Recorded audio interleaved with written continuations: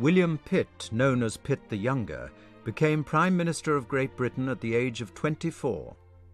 Before he died of overwork and drink at just 46, he established a sound financial base from which he went on to wage the long military struggle against the French. He also, in 1792, supported William Wilberforce's bill to abolish slavery, with an oration that even his enemies admitted was extraordinary.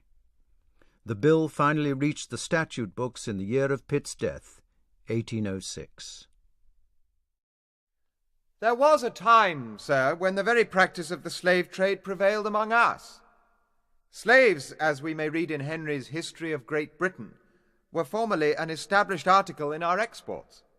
Great numbers, he says, were exported like cattle from the British coast and were to be seen exposed for sale in the Roman market.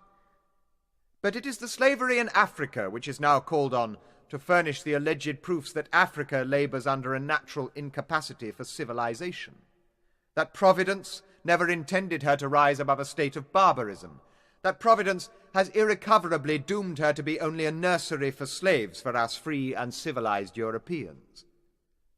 Allow of this principle as applied to Africa, and I should be glad to know why it might not also have been applied to ancient and uncivilized Britain.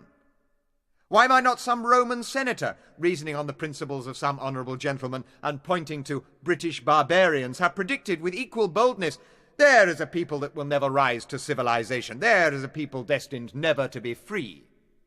We, sir, have long since emerged from barbarism.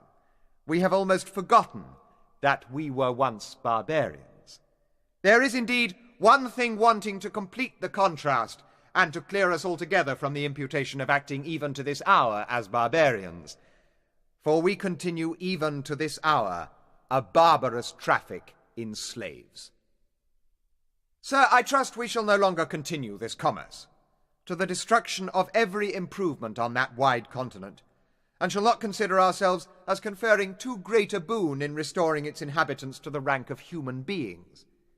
I trust we shall not think ourselves too liberal if by abolishing the slave trade we give them the same common chance of civilization with other parts of the world, and that we shall now allow to Africa the opportunity, the hope, the prospect of attaining to the same blessings which we ourselves, through the favourable dispensations of divine providence, have been permitted at a much more early period to enjoy.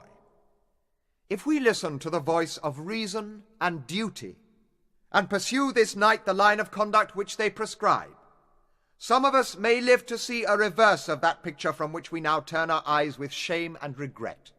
We may live to behold the natives of Africa engaged in the calm occupations of industry, in the pursuits of a just and legitimate commerce. We may behold the beams of science and philosophy breaking in upon their land, which at some happy period in still later times may blaze with full lustre, and joining their influence to that of pure religion, may illuminate and invigorate the most distant extremities of that immense continent.